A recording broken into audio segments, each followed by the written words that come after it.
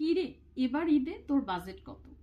এটি নিয়ে যত প্রশ্ন এবং এটি নিয়ে যত কথা, আমার মতে আমাদের দেশে এখন অনলাইন সেক্টর যেহেতু ভাইরাল এবং অনলাইনে আমরা সবকিছু করে সবকিছুতেই আমরা অংশগ্রহণ করতে পারি এবং এটি হচ্ছে সবচেয়ে বড় একটি মাধ্যম। আর এই মাধ্যমে একটি জিনিস থেকে অপর একটি জিনিস আমরা শিখতে পারি।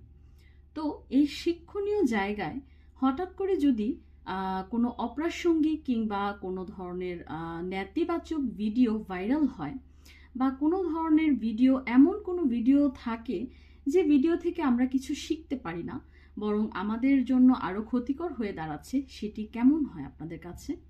আমার কাছে তো খুবই লেগেছে বিষয়টি। সেটি হচ্ছে, আজকাল আমি ফেসবুক স্ক্রল করে সবসময় একটি ভিডিও পাবার ঈদে প্রচুর ভাইরাল অনেক টপিক বেরিয়ে গেছে, কিন্তু আমাদের সামাজিক প্রেক্ষাপট চিন্তা করলে দেখতে পাবেন আমাদের সময় কিন্তু আমাদের বাবা মা আমাদেরকে জিজ্ঞেস করতো, কি রে এবার ঈদে তোর বাজেট কত, বা বান্ধবীরা জিজ্ঞেস করতো, কি রে এবার ঈদে তোর বাজেট কত। সেভাবে আমরা উত্তর দিতাম বা এটা ছিল আমাদের অত্যন্ত পার্সোনাল একটি ব্যাপার। কিন্তু আজকাল অনেক সাংবাদিক ভাইদেরকে দেখি শপিং সেন্টারে যেতে না যেতে, আপু আপনার বাজেট কত।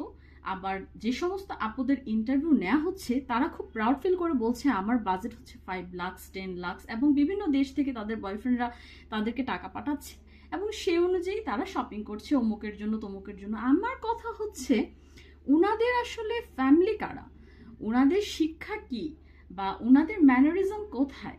এভাবে এসে অনলাইন সেক্টরে তারা এই ধরনের পার্সোনাল ব্যাপারগুলো যে শেয়ার করছে, এতে কি তাদের কোনো কিছুতে হ্যাম্পার হচ্ছে না? বা এদেরকে দেখে আমরা কি শিখছি? তো এদের ফ্যামিলি মেম্বার্সরা কি তাদের ভিডিও দেখছে না? আর এই ধরনের ভিডিওগুলো আমরা যখন ভাইরাল করে দিচ্ছি, দেখে দেখে ভিউ বাড়াচ্ছি, সেই অনুযায়ী আমাদের কি লাভ হচ্ছে? তো ঈদ এবং আমাদের সবকিছুই আমাদের জন্য অনেক অনেক বড় একটি ফেস্টিভ্যাল। তো সবকিছু মিলিয়ে এটি যেন আমাদের জন্য খুব সুন্দর, শুভ্র এবং পবিত্রতাপূর্ণ থাকে, সেই অনুযায়ী আমাদেরকে চেষ্টা চালিয়ে যেতে হবে। এবং আমাদের ইনফ্লুয়েন্সার ভাইয়া আপুরা যারা রয়েছেন তাদের দেখে আমরা বিভিন্ন শপিং সেন্টারে কি পাওয়া যায়, কোথায় কি পাওয়া যাচ্ছে, সেই অনুযায়ী ইনফ্লুয়েন্সড হয়ে কিন্তু আমরা শপিং সেন্টারে যেয়ে থাকি।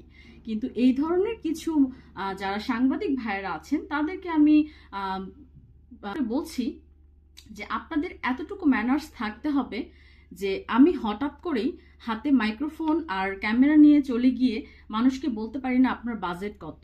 আর যারা এভাবে উত্তর দিচ্ছে, আর তাদেরকেও বুঝতে হবে যে এই সমস্ত ফেক উত্তর নিয়ে আমাদের লাভ কি। আর আমাদের বাংলাদেশ থেকে আমি আশা করব এখনো পর্যন্ত কিন্তু অনেকেই রয়েছেন যারা ঈদের শপিং করতে পারছে না বা যাদের কোনো নতুন জামা নেই। সেক্ষেত্রে এতটুকু চিন্তা ভাবনা করে আপনারা উত্তর দিবেন এবং খুব সুন্দর মতো আপনারা কথা বলবেন, যাতে আমরা অ্যাটলিস্ট সভ্য জাতি হিসেবে দেশ এবং দেশের বাইরে সকলের কাছে পরিচয় পেতে পারি। কারণ আমাদের এই ফেসবুক প্ল্যাটফর্মটা আসলে শুধু দেশের মানুষের জন্য না, দেশের বাইরে যারা রয়েছেন সকলেই কিন্তু আমাদের ভিডিওগুলো দেখেন এবং সেগুলো ভাইরাল হচ্ছে।